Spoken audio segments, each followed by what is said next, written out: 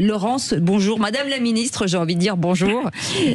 Bienvenue à Sud Radio. Si vous étiez ministre aujourd'hui, quelle est la première mesure que vous penseriez mettre en place, la plus importante ?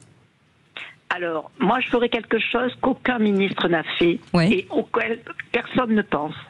Je demanderai une évaluation des inégalités territoriales, c'est-à-dire que je chercherai à évaluer la qualité des bassins d'enseignement. Parce que pour l'instant, j'enseigne dans le premier degré, moi, donc de la maternelle au CM2. Pour l'instant, le pilotage ministériel se fait à partir, en termes d'inégalité de public accueilli. C'est-à-dire qu'on va regarder si les familles sont monoparentales, s'il y a du chômage, du niveau d'études.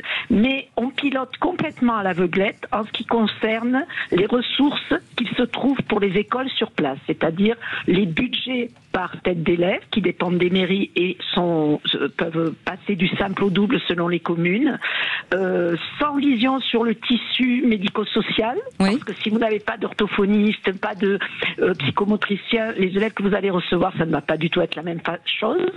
Non, de la même façon, aucune évaluation en termes d'équipement sportif et culturel. Cet été, il y a eu des noyades tragiques d'enfants.